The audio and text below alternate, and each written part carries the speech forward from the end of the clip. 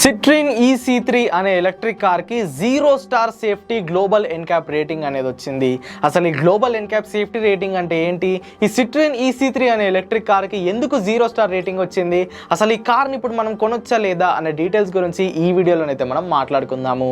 వీడియోలోకి వెళ్ళే ముందు నా పేరు ఆదిత్య అండ్ ఎలక్ట్రిక్ కార్స్ తెలుగుకి స్వాగతం.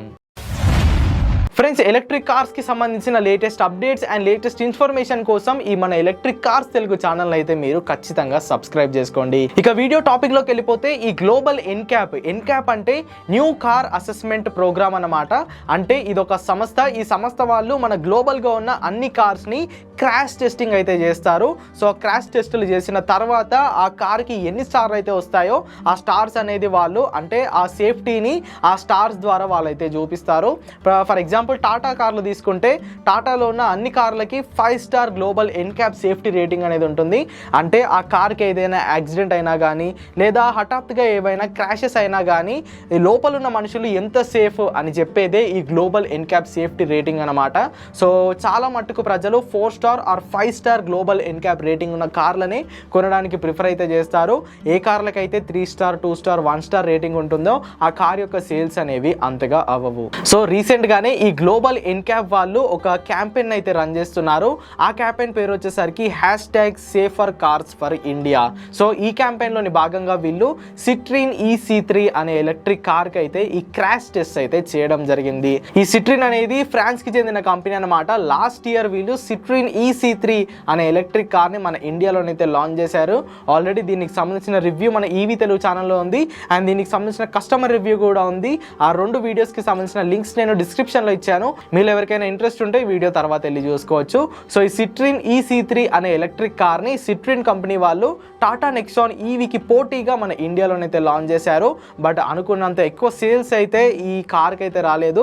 దీనికి మేజర్గా 2 రీజన్లు ఉన్నాయి. ఫస్ట్ రీజన్ వచ్చేసరికి వీళ్ళ డీలర్షిప్ నెట్వర్క్. టాటాకు ఉన్నంత డీలర్షిప్ నెట్వర్క్ అయితే ఈ సిట్రిన్ కంపెనీకి అయితే లేదు. సో అదొక మేజర్ రీజన్గా చెప్పుకుంటే, సెకండ్ రీజన్ వచ్చేసరికి దీనికి కస్టమర్ ఫీడ్బ్యాక్. ఎవరైతే ఎలక్ట్రిక్ కార్ని కొనుక్కున్నారో వాళ్ళ దగ్గర నుండి చాలా నెగిటివ్ ఫీడ్బ్యాక్ అనేది వచ్చింది. సో దీనివల్ల ఈ ఎలక్ట్రిక్ కార్కి అంత పాపులారిటీ అనేది రాలేదు. అండ్ ఇప్పుడు దానికి తోడు ఈ గ్లోబల్ ఎన్క్యాప్ రేటింగ్లో వీళ్ళకి 0 స్టార్ రేటింగ్ అనేది వచ్చింది. సో ఈ గ్లోబల్ ఎన్క్యాప్ వాళ్ళు ఒక కార్ని టెస్ట్ చేసేటప్పుడు అన్ని యాంగిల్స్ నుండి ఆ కార్కి క్రాష్ అయితే చేస్తారు.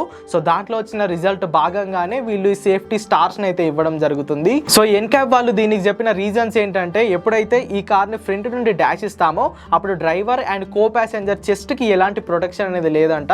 అండ్ సైడ్ హెడ్ ప్రొటెక్షన్ కూడా దీనికి లేదు. అండ్ వీళ్ళు యాక్సెసరీ కింద కూడా దాన్ని ఇవ్వడం లేదు. సో అడల్ట్ ఆక్యుపెంట్స్కి దీంట్లో 0 స్టార్ రేటింగ్ అనేది వచ్చింది. అండ్ వెనకాల చైల్డ్ సీట్ ఏదైతే ఉంటుందో దానికి 1 స్టార్ రేటింగ్ అనేది వచ్చింది.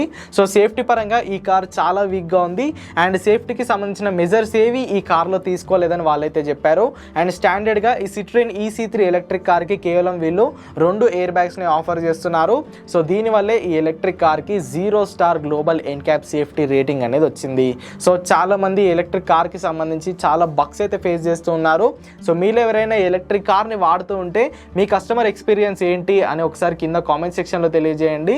సో మొత్తంగా ఈ 0 స్టార్ ఎన్క్యాప్ రేటింగ్ వచ్చిన తర్వాత కంపెనీ ఆఫీషియల్స్ అయితే దీనిపై రియాక్ట్ అయ్యారు. సో త్వరలోనే ఈ సేఫ్టీ పరంగా ఏవైతే డ్రాబ్యాక్స్ ఉన్నాయో వాటన్నిటిని మేము సరి చేసుకొని కొత్త వేరియంట్ని ఇండియాలో లాంచ్ చేస్తామని వాళ్ళైతే చెప్పారు. ఇప్పుడున్న ఎలక్ట్రిక్ కార్లకి ఎలాంటి చేంజెస్ చేయడానికి కుదరదు, కానీ రానున్న రోజుల్లో రాబోయే ఎలక్ట్రిక్ కార్లకి మాత్రం వీళ్ళు ఖచ్చితంగా సేఫ్టీ మెజర్స్ తీసుకుంటామని అయితే చెప్పారు. సో తీసుకుంటే ఏం లాభం, ఇప్పటివరకు ఉన్న ఎలక్ట్రిక్ కార్లు ఎవరైతే డ్రైవ్ చేస్తున్నారో కాస్త జాగ్రత్తగా డ్రైవ్ చేసుకోండి. సిటీ నుండి బయటకు వెళ్ళడానికి కొంచెం తక్కువ అయితే ట్రై చేయండి.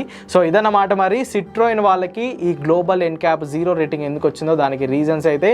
సో ఈ వీడియో కనుక మీకు ఇన్ఫర్మేటివ్గా అనిపిస్తే ఖచ్చితంగా లైక్ చేయండి అండ్ మన ఎలక్ట్రిక్ కార్స్ తెలుగుని సబ్స్క్రైబ్ చేయండి. Go green, go electric.